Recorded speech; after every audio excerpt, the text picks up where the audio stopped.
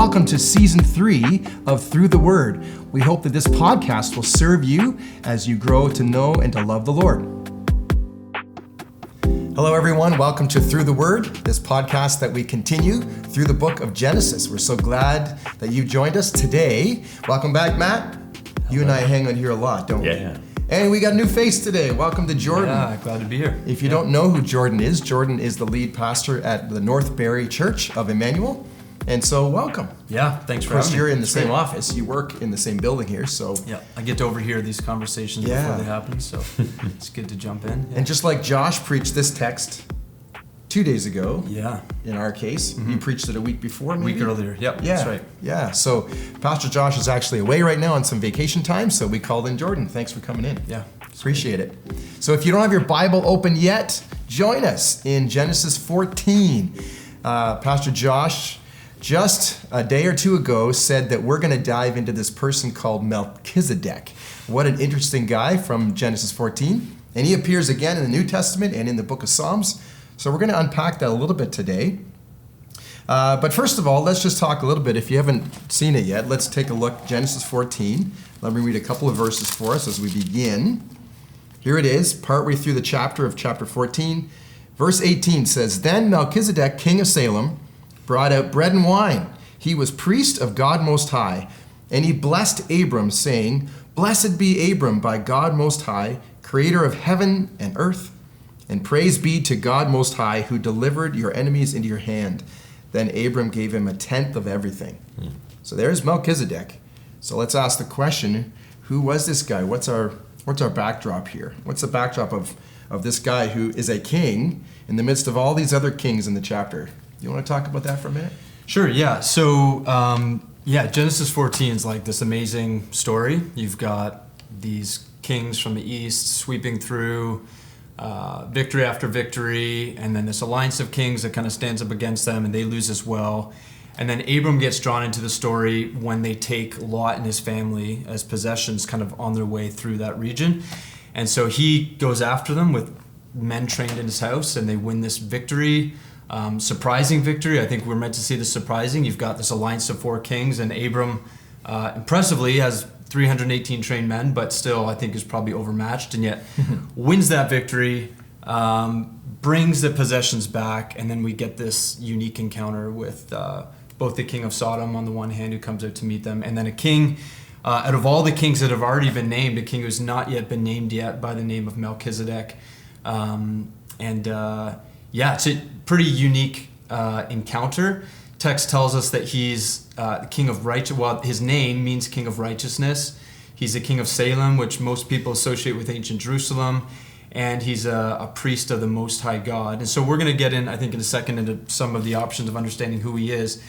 But I think it might be helpful for us just to see the way that the scriptures kind of down the road pick up on this character and how our understanding of him is kind of developed. So he comes up in the Bible in like 3 different places. So the first place is here in Genesis chapter 14. We read this encounter, and then he's kind of left, and he's not mentioned again in Genesis, not in the rest of the Torah.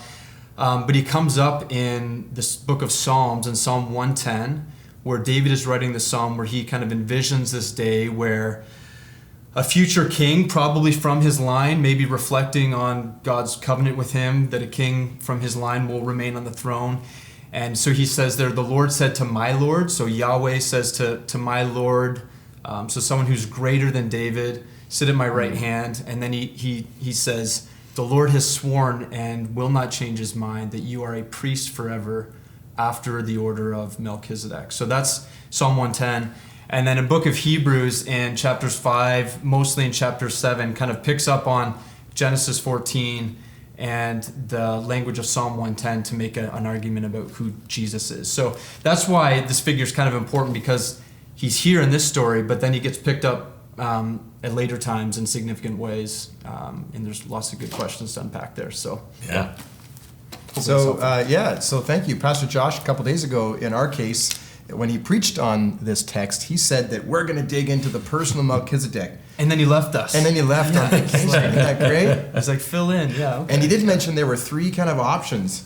Matt, we heard a little bit about Shem as a possibility. Do you have anything to say about that? How is it that that people understand that this guy may be actually the person of Shem. Yeah. So there's a lot of older Jewish writings that are both older than our New Testament and newer than our New Testament, which will track Melchizedek either to like the line of Seth broadly as like a royal or a priestly line that comes out of Seth, or a priestly line that comes out of Shem, and some even identifying Melchizedek as Shem. So there's like a couple different ways of working out the math. So some people believe that Shem lives up until the year 140 of Abram's life. So it's possible that Shem and Abram overlap in this moment. And some people, these Jewish commentators, will say that Shem actually receives his high priesthood, the priesthood that's called Melchizedek. That's not his name. That's a priestly title in this view. He receives that title from Noah, the one who is righteous and blameless, who passes it on to Shem, who once Shem dies will pass it on to Abram. And so it becomes like a genealogical priesthood that flows from the one who receives the promise after the flood. And so a lot of Targums will say this, identifying him with the great high priest. Nice. Yeah. And then another option is that perhaps Melchizedek is a pre-incarnate Christ appearance. In other words, before Jesus came physically as a man to earth, we think of that as our Christmas season. Long before that, this is an Old Testament appearance of Christ. We call it a pre-incarnate appearance of Christ. Christophany, perhaps, if you call it a big fancy term. So Hebrews 7 verse 3 mentions something that might have to do with that. Hebrews 7 verse 3 says, without father, as in Melchizedek, is without father or mother, without genealogy, without beginning of days or end of life. Resembling the Son of God, he remains a priest forever. There's a lot of language in there about eternality. Kind of seems almost like Jesus, doesn't it? Yeah, and I think even if you think of the story in Genesis 14, it's just like all of these loaded phrases like piled up on one, like King of Righteousness, King of Jerusalem, Priest of God Most High. He brings out bread and wine as provision for Abram. So you can imagine how people see those titles, and they're like, this can't just be an ordinary dude, can it? Like, we don't know where he comes from, we don't know where he goes. And then you read Hebrews 7, and it's like he remains a priest forever. He doesn't have a father, doesn't have a mother. So I think there's a lot of reasons why people will look at this and say it's got to be something more than just there's lots of mystery there. I think this view is pretty dependent. I mean, certainly there's people who make this case but don't say what I'm about to say. But the view itself typically is pretty dependent on what's called Second Temple literature. So there's some things that are like apocryphal books, like Second Enoch, that will speak of Melchizedek as sort of like a heavenly figure who's going to bring in the judgment of God. There's also a document called 11Q13 Melchizedek. You can Google that if you want. But it's just a Dead Sea Scroll that they found that refers to Melchizedek as actually like a divine figure who's going to come sort of like in an Isaiah way and preach about justice and mercy. He's going to come and deliver and execute the wrath of God. So there are all of these certain things, even making atonement for sin. There's all of these kind of things that we today as Christians would associate with Jesus. Yeah. And so a lot of people will read those texts onto Genesis 14 and then see that they look a lot like Jesus. And so they'll say that Melchizedek in some way seems like a Christ figure, right? Yeah. And one of the primary things we think about in biblical interpretation is simply, if the primary reading of the Bible makes the most sense, seek no other sense. So maybe we would come back to Genesis 14 and just understand that he is what he has said here, a king of the Canaanite region. Yeah. Is that what we would say today? And if so, how would we understand him then? If we don't think maybe he is Shem, if we don't think he is literally Christ pre-incarnate, who was Melchizedek? Yeah.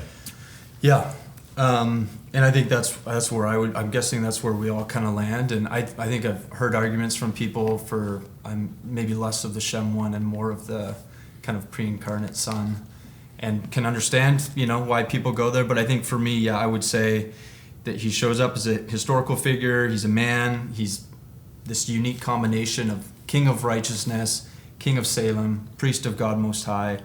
And yet we're supposed to see through him to something greater that's coming. And I think that's where Psalm 110 and Hebrews chapter 7 kind of helps us go. So. I think the weakness of the Shem argument would just be that it's very odd that Shem is hanging out with the Jebusites in Old Jerusalem, and maybe even that he's still alive, depending on how you work out the math there.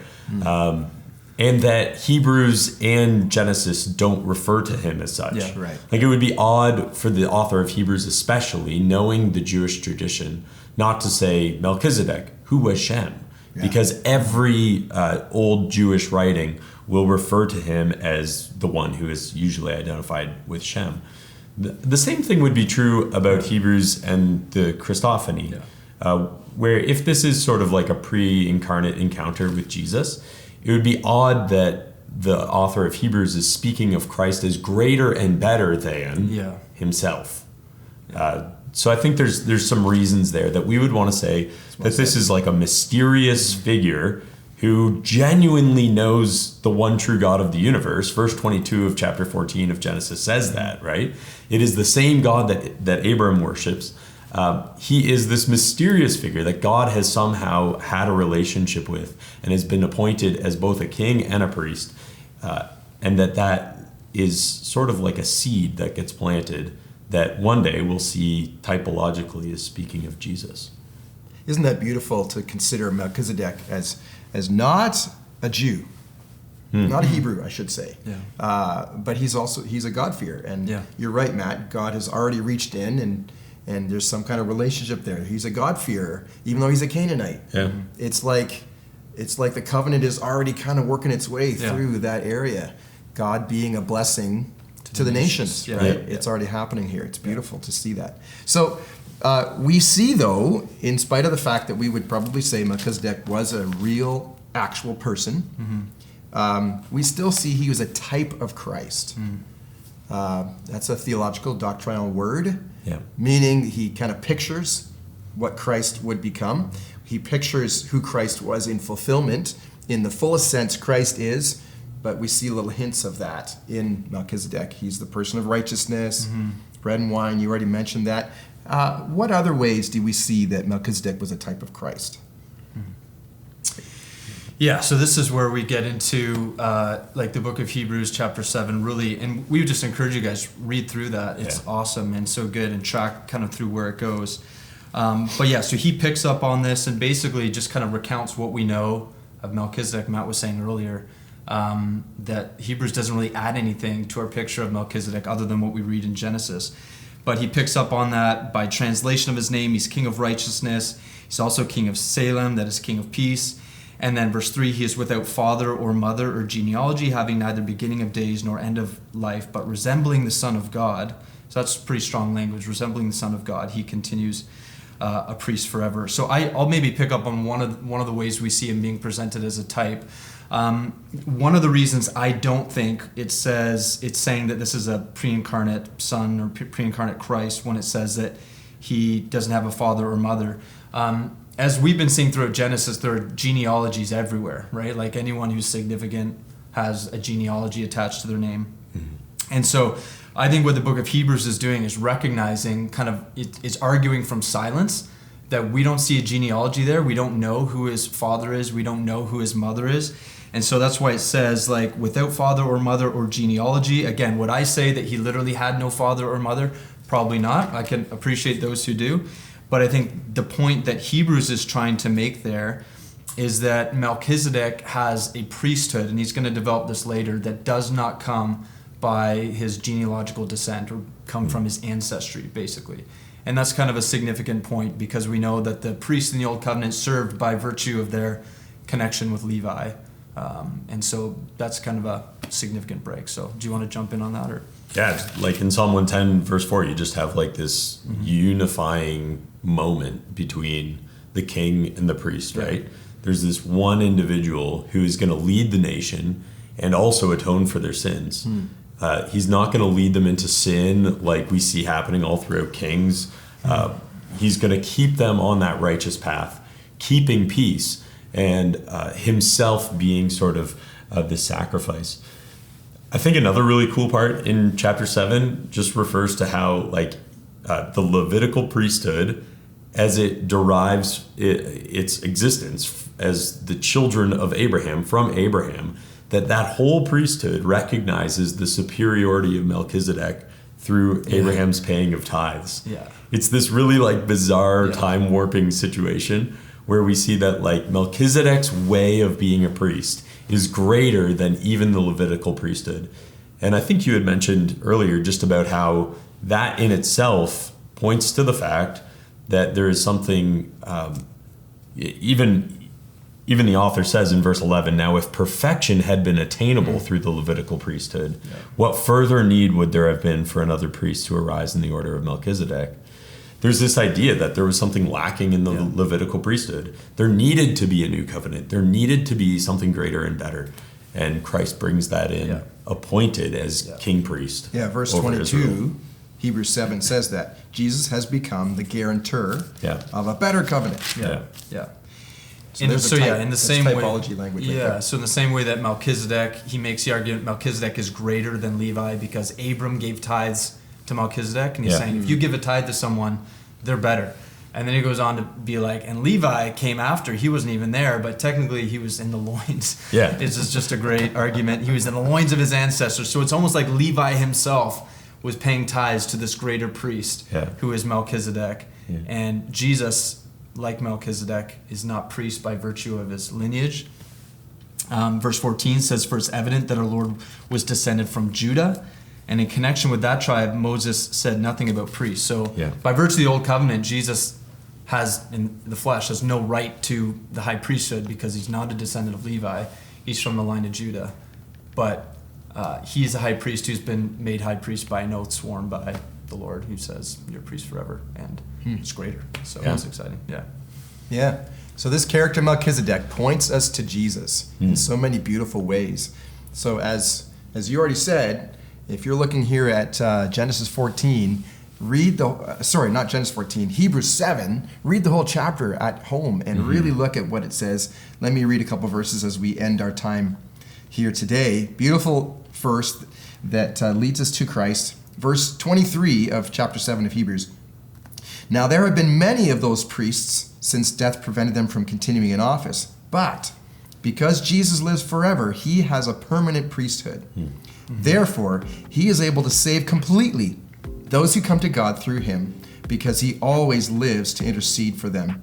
Such a high priest truly meets our need, one who is holy, blameless, pure, set apart from sinners, exalted above the heavens. Hey, this is the God we serve. This is the one we worship every Sunday. And this is the one that we lean into. So God bless you. Thank you for studying Genesis 14 with us. We'll see you next time. For more episodes of these podcasts, find us on Spotify or Apple Podcasts or Emmanuel Plus on YouTube.